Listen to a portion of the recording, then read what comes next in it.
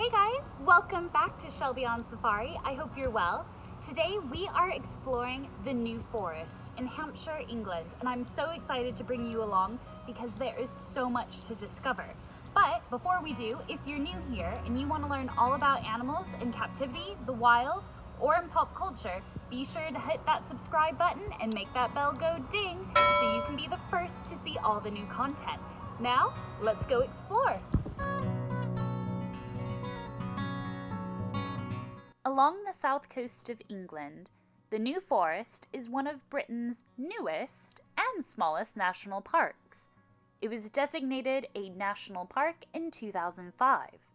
With an area of 218 square miles, this is a beautiful and mysterious forest.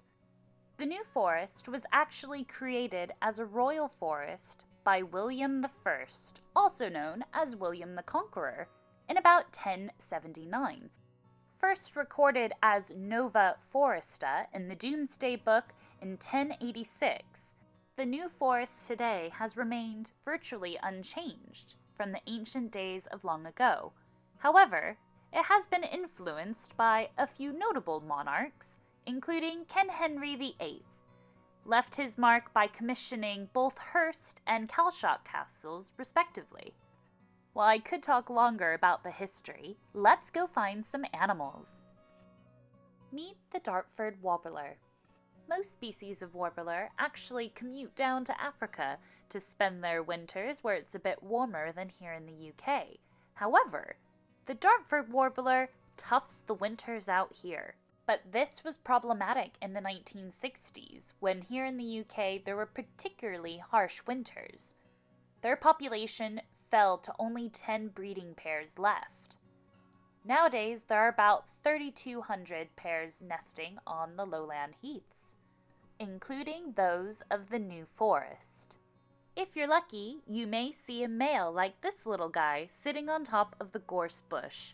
Even though they like to sit on top of the gorse bushes, they are a ground nesting bird, preferring to breed under the protective cover of these gorse bushes.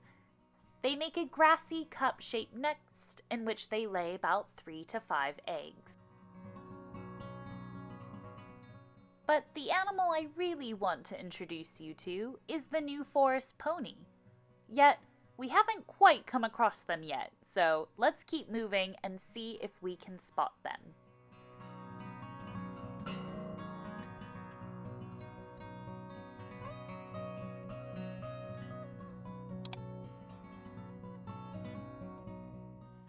Well, we may not see the ponies yet, but I certainly see evidence that they were here.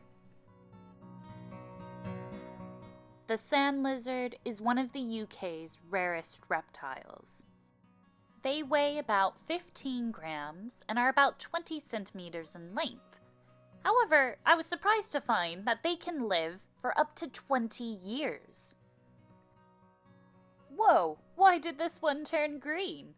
Well, this is a male sand lizard, and they have green flanks that are brightest during the breeding season, making them quite easy to spot in comparison to the females. Sand lizards eat earthworms, spiders, and insects. Although they were never common in the New Forest, they did become extinct here in the 1970s. Following the captive breeding program that was started in the 1980s, reintroductions were made in the 1990s. The reintroduction sites are not made public, so that way the sand lizards aren't disturbed. And while it's a bit of a bummer we won't see them today, it's nice to know that they are once again in the New Forest. No journey to the New Forest would be complete without a bit of famous New Forest ice cream. It would help keep me cool as we continued our search for the New Forest pony. High and low, we trekked our way around the forest. And once again, we found more evidence.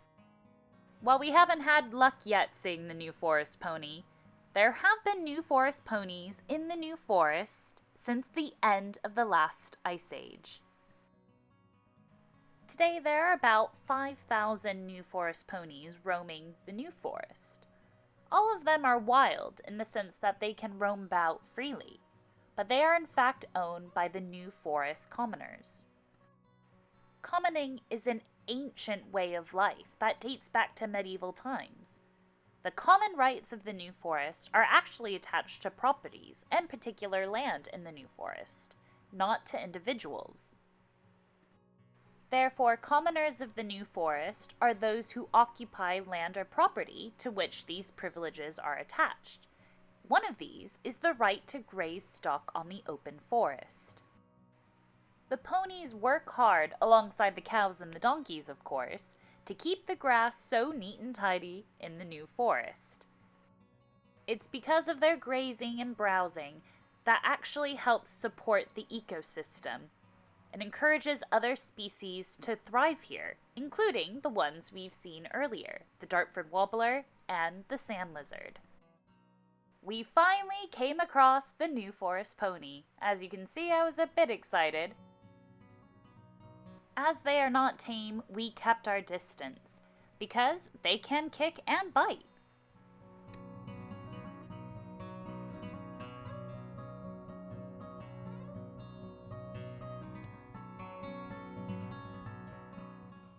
And just as we were about to leave the New Forest, all the ponies came out.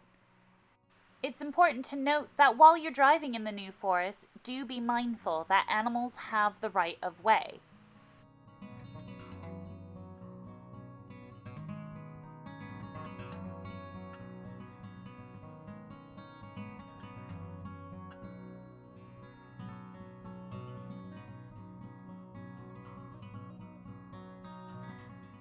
And sights like this one aren't uncommon, so do keep your speed low and just hang out and enjoy the show.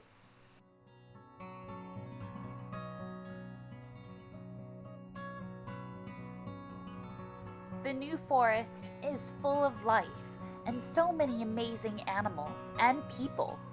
If you can, I highly recommend a visit to explore this beautiful national park. Thank you so much for joining us as we explored the New Forest today. If you enjoyed the tour, give a thumbs up and let me know in the comments below what was your favorite animal to see. Thanks for watching. Bye!